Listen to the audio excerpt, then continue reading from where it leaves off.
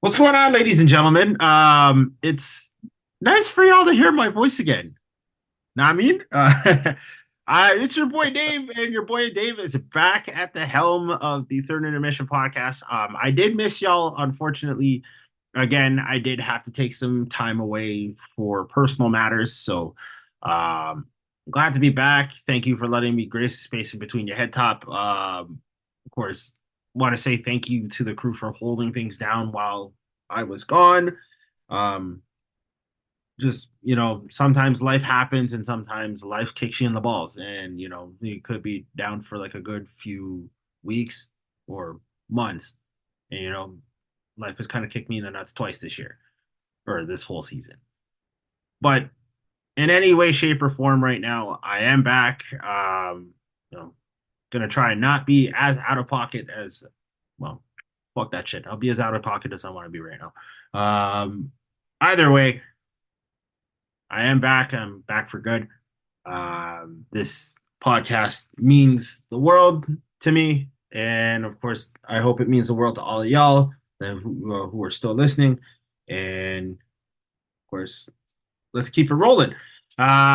We've got the right hand of the king himself, aka the Fedora Man, aka Mr. Steal Your Girl, aka the happiest black man in all of Alberta, knowing that he is going to the Stanley Cup Final in the next 3 days. Uh, Mr. Avery Lewis McDougal the Fourth, Esquire. Wagwan. Going on, Dave? And you always try to say you're gonna control your out of pocketness. That's a lie. That's a lie. You say you're gonna control it to an extent, and this man comes out here every fourth episode with some wild comment that gets adjusted or gets the whole room just shaking their heads out. But thank you, Dave. But it's gonna be fun. Yeah, game. I'll be at game 3 and game 4 of the Cup final. I'm just gonna say I'm jacked up. That's my first time ever covering a Cup final, and I want to say this much: being in the building. We'll go back for a second to game 6, Edmonton Dallas. Yeah. Holy smokes, Rogers Place! I've never been in an arena that loud as the Oilers were holding off Dallas in the final 10 seconds. My gosh, that building got loud, man. Jeez, man, I'm extremely jealous. Also, partially because of the fact that being a fan of the Leaf Dem, like we have not seen anything of that nature since 2002. This is extremely frustrating in itself. Uh, Not being able to see anything past a second round since 2004. Or no, wait, that's a lie. Sorry, since 2022, 23. It's embarrassing as a Leafs fan right now, and I don't know what to say, but coming from that aspect of things, as Alonzo Mourning is getting ready to basically beat the drum of war in Florida. Currently, right now, as we're recording, it is game 2 of the Stanley Cup Finals, and Alonzo Mourning with his bald head looking ass is out here beating a bass drum. I wish he were doing that for the Raptors instead of his bitch ass going back to Miami. But that's a whole different story. Wow. You still feel some type of way about Alonzo Mourning not I going to am Toronto, still eh? heated about that. I don't give a fuck. I am heated about that. Like, Pardon the you pun. had a chance to actually make a name for yourself up here, and you decided not to actually come through. Like, yo, Wow. You're getting repressed Alonzo Mourning memories from Dave Barnett right now on the podcast. listen, that Vince Carter trade was a fucking nightmare and a half. I don't give a shit. I don't give a shit, man. Like, that was just brutal. And Oh two my twos, like goodness. the fact that like only 2 players showed up, we waived one of them. What's wrong with you? Well, for the record though, that trade was awful. That trade did suck. That was a terrible trade. Yo, who was the GM during that time? Was that on the late Rob Babcock? Yo, Rob needs a bus ass more like it, guy. Fuck that, man. Yo, I know Rob is no longer with us, but that man, I gotta say, professionally, he was not the right GM at that time for the team. I'm no, sorry, no, he he was wasn't. not. Wait, did he pass away? I think a couple of years ago he did. Oh, I'm sorry to hear that, man. God rest his soul. But like, yo, two twos, There was two Babcocks in Toronto that Bear Mans don't like right now. Well, the other one is enjoying the unemployment line for being a weirdo. What does you know? Right? I mean, he was a nice guy, but like, yo, Tutu's like he was kind of just out there, you know what I mean? But And like, given his resume, like I felt like he could have been the guy to actually get the job done, but like you let a Brampton man steal your job. I feel like fuck.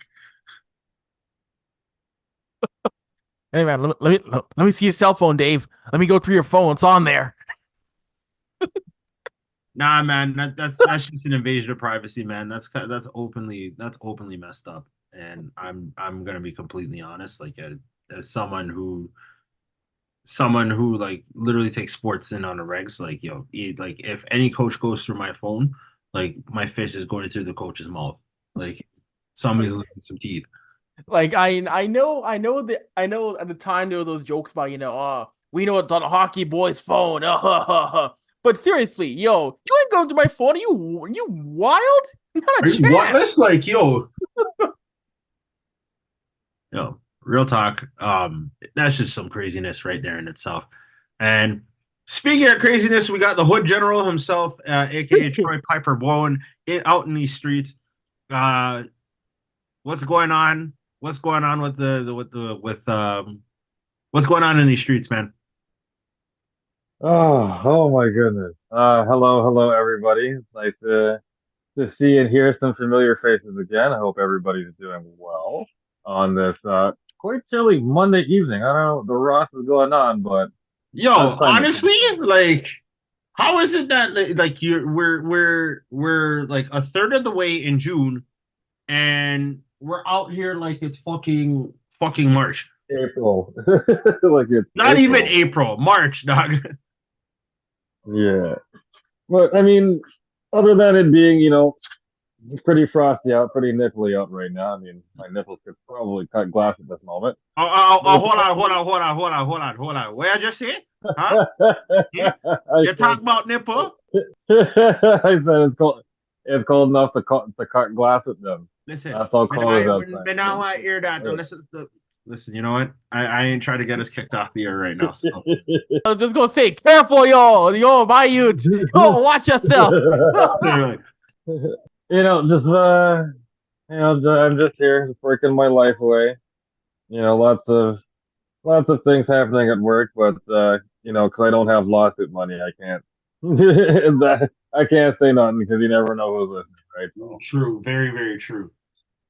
All I right. don't have lawsuit money, but when I stop working for them, yeah, I'll I'll And I talk have lawsuit money, but when I work there, it's like I have cuss out money. So, Yeah. and the cuss out is free. hmm How are you guys doing? I'm happy to be back. Honestly, it's been a good time coming, and this is what it is at this point. So I'm happy to be back and just ready to shoot the shit with you guys again. Some Excellent. days are a little bit tougher than others, but you got to go through the trenches in order to see some daylight. So hmm No, exactly. Yeah, I'm good over here. You know what? Things are doing okay, but Dave's right. You gotta go through some tough times, and you come out the other side looking better. So of Yeah. course, um, so folks, we've got a good show for y'all. Of course, right now we're going to discuss game. Well, we're gonna do a little quick synopsis of game one. Kind of a little weird considering that we're currently watching game two as we're recording this right now. Well, we're going to just do a little bit of a deep dive on that. We're also going to look into the Four Nations face off in 2025. Weird that Boston and Montreal got these games. Uh, Kind of upsetting that Toronto didn't get shit, but hey, then again, it is what it is at this point. Not even the NHL wants to fuck with us anymore. And then finally, we're going to give a massive shout out to our boy Josh Hosang as he has won the Kelly Cup with the Florida Everblades. Of course, this is the minor leagues of professional hockey. If you go through the hockey pyramid, it's like the NHL, then the AHL, and then the ECHL, then it's basically some beer league, or some semi-professional league, and then it's some beer league out in Quebec. So it is what it is at this point. Wow. Yo, this man just this man said this man's out here not showing love to the SPHL. What? Yo, this man just said the ECHL and some beer league. That's crazy. Nah, man. I mean, like, where else do you get your talent from? Like, I mean, you can get your talent from Europe, right? But like, if you're looking at the North American pyramid of hockey, it's like you have your top three levels, and then I don't know if there's anything underneath that. It drops when you get past ECHL, it does drop off. Like the SPHL, like there's pro guys, but the talent gap, it drops off a bit from the ECHL, AHL, the SPHL. Like there are guys in the SPHL who probably are never gonna make it to the AHL on like a rare chance. Like those guys are at best playing in ECHL as their ceiling. Like, What was that other league you said? SPHL? Why does it sound like something you find in like a sunscreen bottle?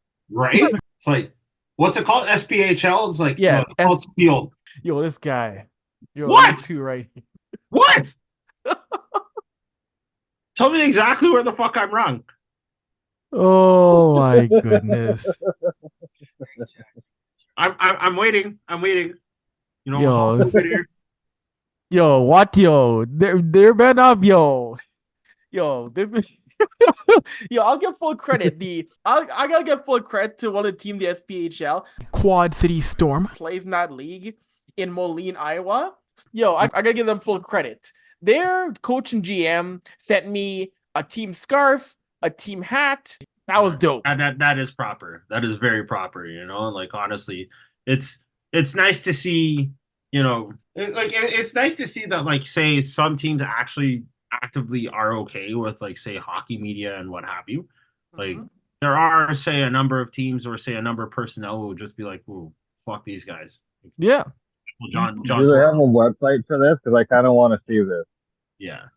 Go to the sphl.com. You'll find it. You'll find the league. Or the SPHL.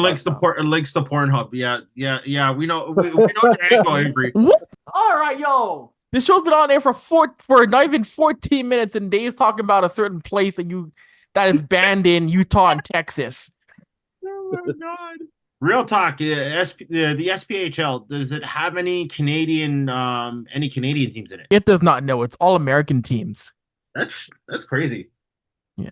Wait, isn't there like a Canadian minor league, a Canadian contingent for say similar to the SPHL in the United States? That's a great question. I don't know if we really have. I think really the Quebec Senior League is probably the closest equivalent.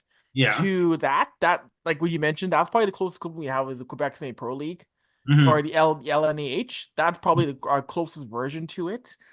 And they actually, for those who remember the LNAH, that was a league that was the extreme fighting league where you had like 4 fights every single game. That got real popular during the 04-05 lockout. Like, yeah, they've tried to rebrand themselves. Like, fighting is still a factor, but they've tried to rebrand themselves that it isn't just about fighting, and they've tried to clean up their league. But it's still a huge fighting league. And Donald Brashear was playing that league this year. Donald Brashear, at 51 years old, is in that league right now. That's craziness, man. Yo, Troy, would you ever play like, say, would you ever do a shift in that league at this point? No. What do you mean no? Why not, man? Like, yo, it'll help your hockey career, my guy. Yo, Troy. If it's a fighting league, no. No, I'm not saying that's a fighting league, right? Like, yo, because like we know you're a coach out in these streets, so it's like, why not, right? Yo, Troy in the LNAH is absurd, my guy. That league is. I'm not trying to say it like you trying to get this man. Yo, I ain't trying to get this man killed. All I'm saying is, like, yo, if this man needs coaching experience, 2-2s, run himself into that league, come fuck up the game. Next thing you know, he gets noticed by the ECHL, and then homeboy gets like a swift hockey job. Yeah, I mean, that I'd consider, but playing, no. I think my Yeah. playing days are almost done here. Yeah, coaching for sure. Troy could definitely help out one of these teams in the LNH. But yo, we don't need Troy going to the league that still sometimes has bench clearing brawls as a player. Listen, You see how quick I I don't hop know back if over those boards. I don't know I'll if see like you running yo after the like tunnel. I mean, shout out to everybody in Quebec right now, but like yo, like if everyone's still trying to separate and basically beat the shit out of each other over something stupid, then it's like yo, two like what's going on in the situation? Know what I mean? Yeah. So, I mean, ideally speaking, like actually, I don't know what the fuck I'm talking about right now. Let's just go into the topics. Oh my goodness. Oh shit. All right. So, of course, like I said, we're gonna do a deep dive into game one. Of course, game one back on Saturday night. Florida actually took a 1-0 series lead in the Stanley Cup Final for the first time in franchise history. Fun fact about the NHL, like obviously the Stanley Cup Finals. Uh, believe a stat was thrown around during the broadcast for during CBC and Sportsnet's broadcast. Say about 75% of teams who win game one go on to win the Stanley Cup. Now, of course, that can be fact checked by our boy Avery here, but I'd probably say that's like a pretty alarming stat, especially for Oilers fans out there. Yeah, so data, yeah, it's more you're on the money. It's I think it was about 76.1, so 75% is close enough to that stat. But really, Edmonton's been in the spot before where they've been down in series 1-0. They were down 1-0 to Vancouver, so it's not foreign territory. And Mm-hmm. really, in a game in which they dominated most of that game, they controlled the pace against Florida on the road. They got the better number of high danger chances. They pushed the pace towards Sergei Bobrovsky. If I'm Chris Nalbuck and company coming into game two now, it's on the way, I'm happy with how he played, except for the fact that we didn't score. So really, overall, as a collective, Yeah, outside of two mistakes in front of Skinner, that was really a really solid game for game one for Edmonton, even though they did take the L in that. I'm gonna genuinely say this right now. Like, I mean, and to quote Jay Onright, Bobrovsky's was back on the case during game one. Like, I hate saying that right now, but like he had his badge and his gun, and my man's was patrolling like nobody's business between the pipes. And you know, I can genuinely say Homeboy may be like a serious contender for Conn Smythe for Florida, if not say Carter Verhage or say Sam Bennett, one of those three. If it were for Edmonton, like you'd probably have to toss up between Stuart Skinner, Leon Draisaitl, and Connor McDavid. But like this is a really early indication of even any of that right now. So it's really interesting to see how things are playing out right now. Because like Bobrovsky is standing on his head as it is. Edmonton hasn't had a single shot on goal within say this particular game right here during game two. Of course, we're still talking about game one. Um Draisaitl, McDavid, Kane, Ekholm, Edmonton's power play were effectively shut down by a hungrier, younger, faster Panthers team. And they have been like Edmonton was going in like scoring or no going 4 of 5 in their last power plays. Edmonton was effectively like say 0-5, 0-6 all game long, and then Florida scored 2 power play goals within the first 2 periods. What that says is Florida's a really dangerous team right now, especially with Alexander Barkov, like say manning the power play right now. Wouldn't you agree with that, guys? If anybody can hear me. So I didn't see much of game one. I saw maybe like the last period. From what I saw, it definitely looked like Florida had the clamps on the Oilers, but that's what happens when, Florida's a rested team and you've got lots of time to study tape, right? Yeah. And then just finished a long ass series. They didn't really have too much time to, get their bearings back, get the, focus and, check out what Florida is about. I'm not watching at the moment just because my daughter's playing Minecraft on the TV, and if I run the hockey game on my phone, my Zoom starts screwing up. So I'm kind of in limbo at the moment, so I don't really know how game two is going. Um, it does seem, however, that Skinner did play a very solid game, at least Mhm. from what I've heard and what I saw in the third period. Um, Again, because I didn't see most of the game, I can't really comment. I don't think it's fair to comment on how well either team did, like how well or how bad either team did, because I didn't see the whole thing to make a proper judgment on that. Um, I will say though that like Edmonton, from what I saw in the last 20 minutes of game one, Edmonton they got to get bodies in front of Bobrovsky and keep him there. A lot of their shot, it seems like they're being held to a lot of shots that are going wide. They can't really get a lot of traffic towards the front because you got guys, putting everything out there. They're laying down, they're blocking shots, sticks, skates, feet, balls, everything. Mhm. So you got to find a way around that somehow, and you got to create some opportunities there. And much like with any team in the playoffs, you live and die by your special teams, and hopefully Edmonton can get their special teams going. Mhm. Because what I did see in that third period there, when Corey Perry did take that one penalty, like immediately, like his reaction was like, "Fuck." I mean, they did. Florida didn't score in that power play, but like in that moment because it was late stages in that game where it's like you can't be taking any penalties. They're like, yeah, Mhm. so that right there tells you the importance of your special teams. Avery, you got any analysis on, say, Edmonton's like basically effectively like say shutting of the well during game one? Mhm.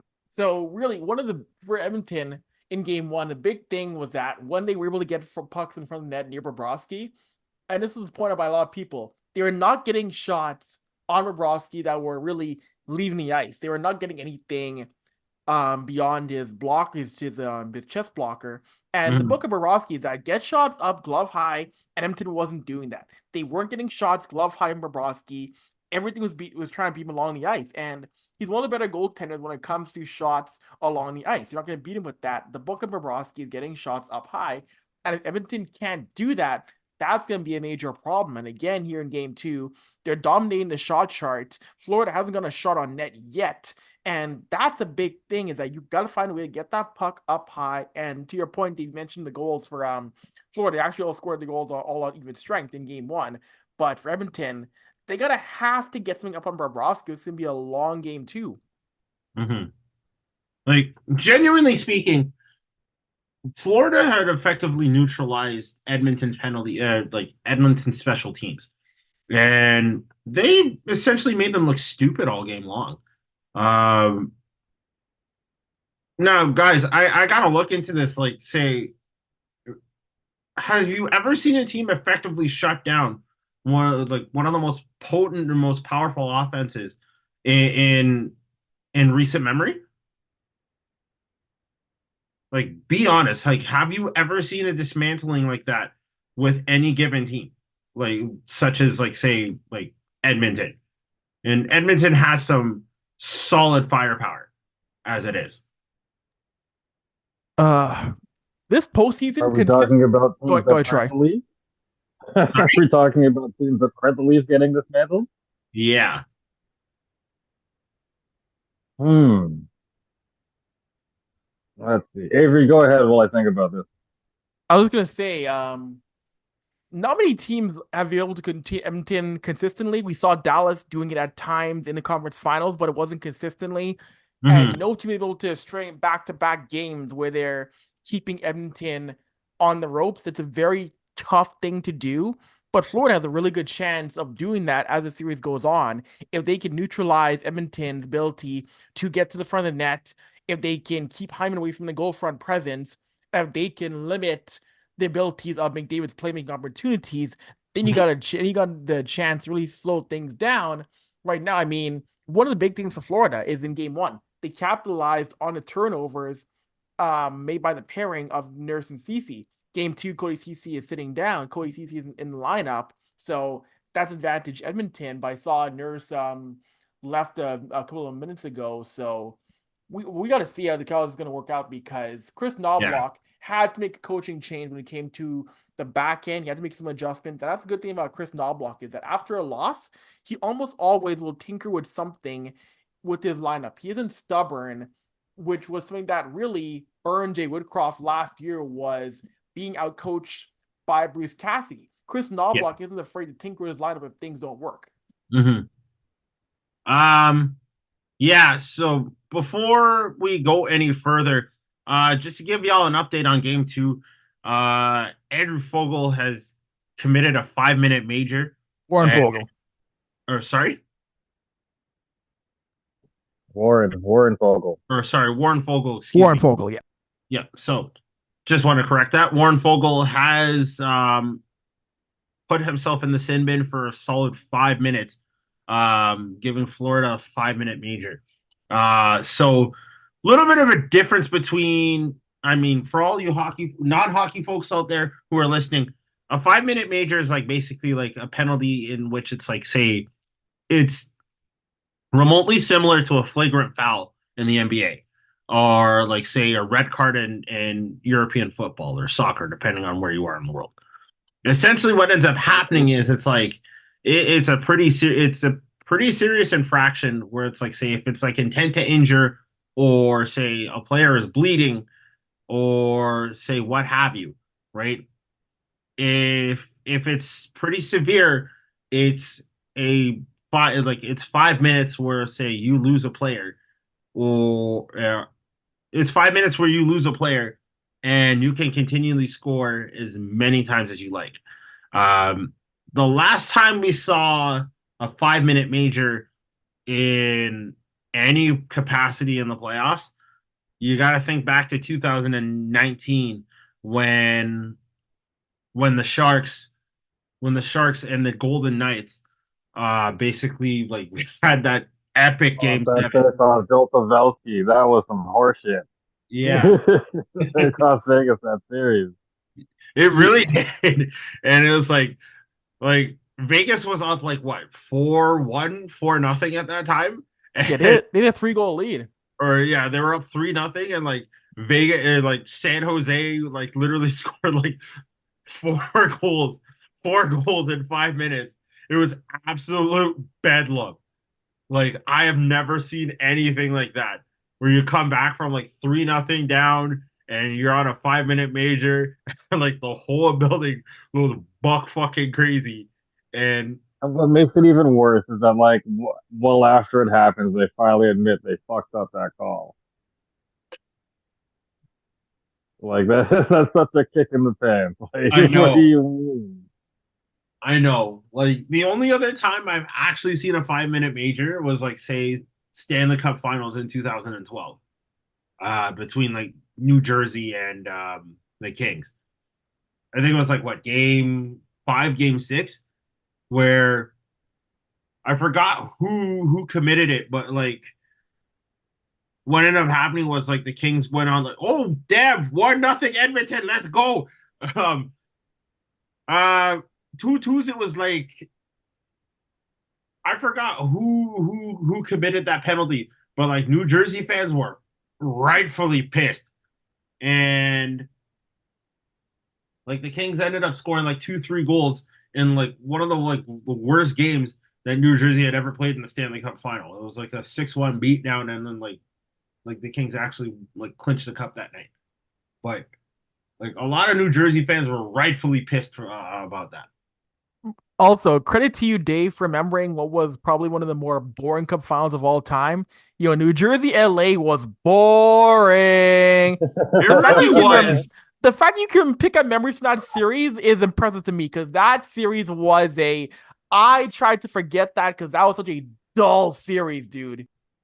But yeah, going into game two, obviously Edmonton really does need to find a way to like solve Bobrovsky and also find a way to break through Florida's penalty kill, or sorry, Florida's penalty killing unit, because Florida's special teams alone, they're a masterclass right now. And as a Leafs fan, I hate saying it, but like Florida's on game right. Florida's on point right now. If Edmonton can find a way to break through, uh, I'd say this would be a really great series. And if not, then well, another Canadian team bites the dust in that situation. And as you said that, Dave, shorthanded, Mattias Ekholm scored, making a 1-0 Edmonton game. Wait, wasn't it a 4-on-4 goal? Oh, sorry, four on. Was it four? I'll just double check that. But I think it was a 4-on-4 goal because, like, I'm watching the same thing, and it's just like I thought, like, well, as Edmonton basically killed the 5-minute major, like, and then scoring on that 5-minute major when it was a 4-on-4, but like that's craziness, man. Anyways, but yep, yeah, 4-on-4, yes. And Edmonton has now killed off 31 straight penalties. is, is there a record on that? Yeah, the most is 36 by Anaheim in 2006. That's nuts. That's absolutely nuts. Like if Edmonton actually breaks that record, I feel like they actually might win the cup this year. And like I'm not saying it hyperbolically at this point. Anyways, let's either way, we're hoping they do break this curse, this lengthy ass curse. right, because like Gary Bettman's probably concerned. It's like, what the hell? What's this Canadian team doing in the final? Yeah, But like it wouldn't be so bad.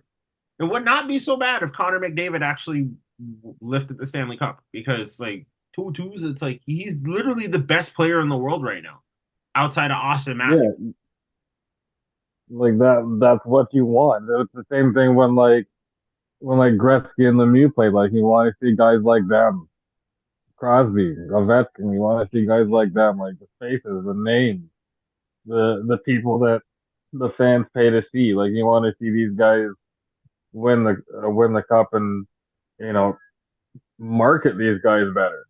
Mm-hmm. What? Mm. But like, there's always this narrative where it's like, what is it? Bettman hates Canadian teams, blah blah blah blah blah. I mean, kind of not wrong, but at the same point in time, it's absolutely nuts to see, good hockey teams out there basically get dismantled by shitty refereeing, and then on top of that, it's like basically getting the shaft every game. So we don't want to deal with that. Hopefully, like say if there's ever a regime change up top, I would like to see a little more parity in the league. And I'm not kidding when I say this, because it's like I'm kind of sick and tired of seeing say like all of these other like say no name bucket ass teams, like for example Florida, for example, win us to like go back to the cup final in like 2 years, like 2 straight years, where you have like say teams like New York and Igor Shesterkin basically getting dummied by a young Florida team, or say see teams like Columbus basically run Tampa Bay shit all over the place, and then not be able to actually get anywhere because of like bad refereeing, or agendas and what have you. Like, I mean, yes, the business of sport is the business of sport. No ifs, ands, or buts about it, but like it's still kind of messed up to not see like say actually good teams, regardless of which market, not make a name for themselves on some of the biggest stages in the world. You know?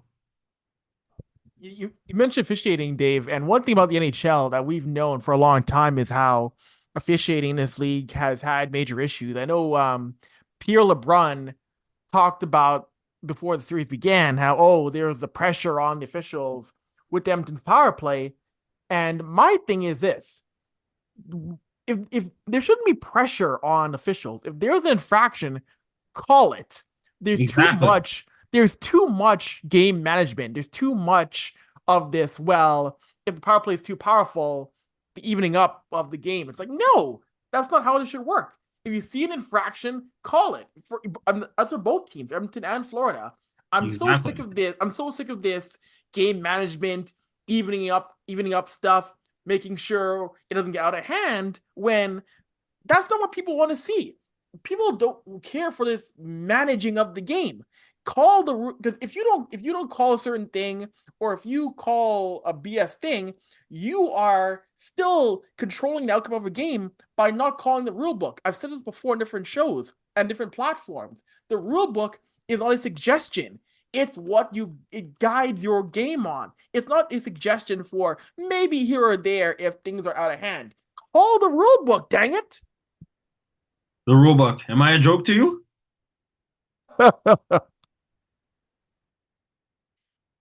It's like, do me look like me take me for clown? Like, me look like me have dumbass written on my face? Like, nah, me here for tell you how to do your job. Like, honestly, like, okay, let's shift gears here. Uh, with the 2023-2024 season essentially coming to a close, and with the draft coming up next year, obviously the NHL has decided to step away from the All-Star game and go towards a four nations face-off where Canada, the United States, Sweden, and Finland will be playing a round robin tournament to see who like who would be the best of the four in that situation.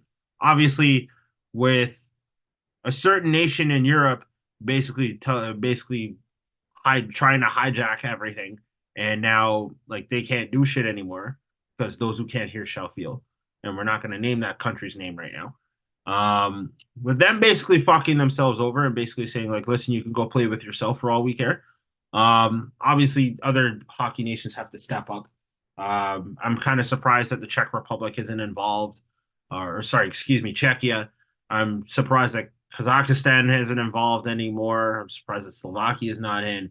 Kind of a little surprised that Latvia and Germany aren't involved as well, considering it's a four nations face off. But still, like you have four of the biggest hockey powerhouses involved in this tournament, and you know I'm excited for it, but I think to I guess give a little more gravitas to everything. Avery, I'm going to let you jump in on this, so go ahead and take it away. So yeah, so February 12th to 20th, we're getting the four nations face off. And the reason why, Dave, we're not getting other nations involved is because the NHL has said that due to the length of the tournament and the fact that they want every player to be an NHL player, it wasn't possible to have, say, a Czechia or a Latvia because there's not enough players from those nations that are all NHL players. So that's why it's just a four nations cup, which it would have been nice to have. You're right. It would have been nice to have a 6-team event, an 8-team event. But the big thing was really NHL not having enough of those players from a Czechia or from a Switzerland who are all NHL players. And I get it. If you want to, I get it for a time frame because it might be tough to do that week long tournament and fly in guys who are playing in, say, for example, the KHL, the DEL, the Swiss A League. So I understand that, and of course, different restrictions, but I am willing to give this a chance for as a 1 year thing, as like a preview to the next World Cup of Hockey, as an alternative to the All Star game for 1 year. So it would have been nice to have more cities as well too, but as a week long thing, it is what it is. Montreal, Boston. It's a interesting change from an All Star game. We'll see how it goes, I guess.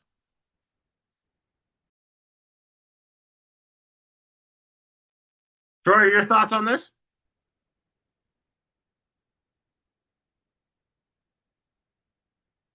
If Troy's alive, Oh, I think Troy's been popping in and out. So there he is. Yes, I'm here. This Four Nation Cup, haven't re I mean, I guess it's kind of newish to everybody. It sounds like this is something that would replace the World Cup of hockey, more or less. Um, I don't know. I mean, like Avery said, it gives you an alternative to the All-Star game because I mean that kind of stale and boring. They need to kind of change it up again a little bit. So again, it offers a different alternative. Um, I think, as you guys said, it's like only 90 players are being selected, so you really got to go through it, right? And at the same time, you don't want to hurt yourself playing in this tournament either, because I mean, if this technically has no bearing on anything, right? Do you really want to be trying that hard? yeah. Because No, when is this tournament supposed to take place again? February. February 12th, February 20th.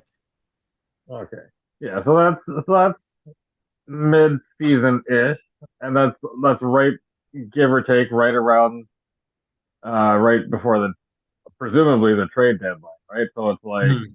do you really want to be in this, get hurt, and then that lessens your trade value? Yeah. Or do you want to go through all this, add extra games, and then you don't perform as well in the playoffs because of these extra, whatever kind of games these are? Because I mean, like I understand if it's the Olympics, but I mean, like if this Four Nations Cup really doesn't mean anything to anybody, are you really trying that hard? Are you really sending your best players? Probably not. I mean, It's that is a great statement to make in that situation, but it's like at the same point in time, like most of if not say 90% of the league, like 90% of the league's like say best players, if not most of their players, come from these four nations.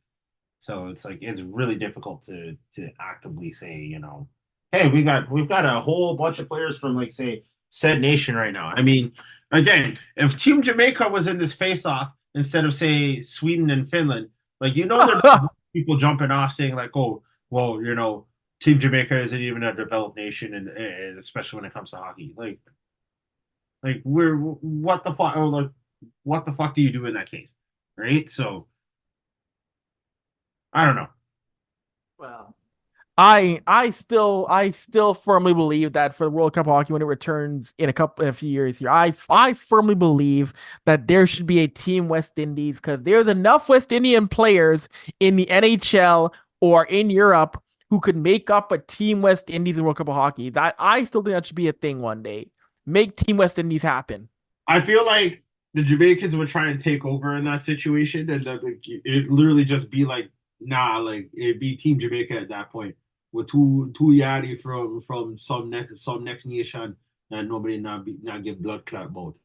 Like you see, like you ask a Jamaican, it's like, yo, where's Barbados? It's like, listen, bun that shit, man. I know where it is. Like, I think we can all come into harmony. And I won't say what and I won't say how, but someone out there, I won't say how yet, but someone out there in the hockey world of influence and of color did make a Team West Indies roster. That there it exists. I've seen it before. They have made a roster for you Team need to West put Indies it in the of group chat, my guy. No, I'm not joking. You need to put it in the group chat like yesterday. If I can find it again, I will. And yes, there were some pretty prominent names that made up the Team West Indies roster. Hmm. Interesting. Very I interesting. would coach that team. Oh, jeez.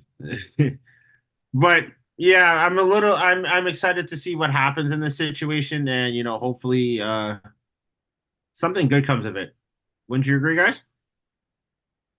Yeah, yeah. Maybe it's hopefully something good comes of it. Maybe we see some creative goals. Maybe we see a nice, neat little trophy. I don't know. Um, I think what would be kind of cool is if you add some women to the mix too, to the men True. and women. Mhm. Very Best true. of the best. Yeah, if there was a way, if there was a way to make this event a dual NHL PWHL event, that would be a very cool thing. In the same way how the NHL All-Star game had involvement with the PWHL's game, I think that would be very cool if there was involvement again, a level of synergy. So Mhm. I guess we'll see. And this is the first best on best men's tournament since 2014 in the Olympics. So I can see why there's gonna be appeal. 'Cause it'll be the first time you're gonna see guys like McDavid, Matthews, Kachuk playing for the U.S. This is the first time you're gonna see in a long time. These guys playing for their nations. I think if you add the little caveat of the women playing with the men, if you add the little stipulation where the men can't hit the women, but the women can take full runs at the men, I think that would add another level of excitement because who wouldn't want to see Matthew Kachuk getting trucked? Get his By one of clock the wrong by female players, Murray right? Felipe. Just see him get absolutely speed bagged. Right. I would pay good money for All right. Last but not least, we're going to jump in to the ECHL. The ECHL season has officially commenced, or sorry, has officially concluded as the Florida Everblades managed to defeat the Kansas City Mavericks. And I can't believe that's an actual name of a team, but hey, I digress. Um, Defeating them in overtime back on Saturday. And now it looks like this. Florida is now the first team to actually capture three straight championships in the East Coast Hockey League. It sucks that Newfoundland had to fold the way it did. Because like obviously you really need that Canadian contingent. The Brampton Beast was not really that great of a team name in the first place, and also people in Brampton did not like hockey at all. So I mean that's their own fault. But at the same point in time, it's kind of cool to see, especially with our boy from the block, Josh Hosang, of course, the lifting the Kelly Cup for Florida. Very, very proud of him. Want to give him a massive shout out in that situation. Um, I don't think there's ever been a team that's been able to dominate, say, the ECHL the way Florida's been doing over the last 3 years. Yeah, no, they've been on a no, the Everblades have been on a fun run over the past 3 years, and someone who we want to give our flowers to, Josh Hosang, joined the roster this year, had been effective forward on their team. Hosang had 15 points in 11 games for the Everblades, and he had 18 points in 22 games in the postseason en route to the championship. So good for Josh to come back to North American Pro Hockey, find a role, win a championship. That's awesome for him. Yeah, massive. That's massive. And considering that based off of the stats that I'm seeing here right now, as it is, um, what should I call it? Kansas City was actually the best team in the entire league, and to be taken out by Florida in retrospect, it's kind of astonishing to see, especially after they took them out and win like what 5 games. They basically dismantled, say, the best team in the entire league. One of the cooler stories along that too, along with Josh, is that their play-to-play broadcaster is Jake Maurice. That's Paul Maurice's son. Mm. He's he's been calling their games for broadcast for 2 years. He's got 2 championships, two more than his old man. Which Paul said in his presser before game one. Paul said he's gonna be at home insufferable at home with his 2 championships over me. That's hilarious. Like, hey, I do the exact same thing too. I'd rock those. I'd flash rings for my dad. Yo, where's your rings, pops? Boom, I got 2. Where's yours? I can't hear you. I got my 2 rings plugged in my ears. All right. Dad tells me, son, go clean up your room. Win some rings first. Where's the championship you're talking on? I'm joking. I'm joking. Jesus. I'm too black for that. I'm too black for that back talk. Oh my God. Well, I mean, it is what it is at this point. So, congratulations to Florida and congratulations to Josh Hosang as they have lifted their third straight Kelly Cup. Will we ever see another Leafs affiliate in the ECHL again? Who knows? But hopefully we do soon. Of course, that Growlers jersey was kind of tough, but unfortunately, the province of Newfoundland really doesn't know how to manage, like, I guess, having sports teams in that situation. So it's extremely unfortunate. But we'd like to see hockey, like ECHL hockey in Canada again, and hopefully things can get figured out. Other than that, I think that's pretty much it for this episode. I know it was a short one, folks, but from what I can tell y'all right this second, it's been a lot of fun actually doing this again. Uh, just talking some puck and basically being able to shoot the shit with your friends is a really important thing. So whatever y'all are doing, like just make sure you're doing it passionately. Except for robbing a bank, that can actually get you thrown in jail. So please don't do that. Wow. Okay, there's a whole bunch of other things in that statement that I don't want you doing. All right, so I ain't condoning shit. But anyways, thank you for letting us grace the space in between your head top. Of course, I want to say thank you to Troy and Avery for coming through on this episode, and I want to thank you, the listener, as well, for taking the time to actually listen to us talk all this shit. So, Drink water and mind your business. exactly, we can't do all this shit without you. So, anyways, until next time, we will be back scheduling on our normal Sunday night. So we will be back soon. Deuces.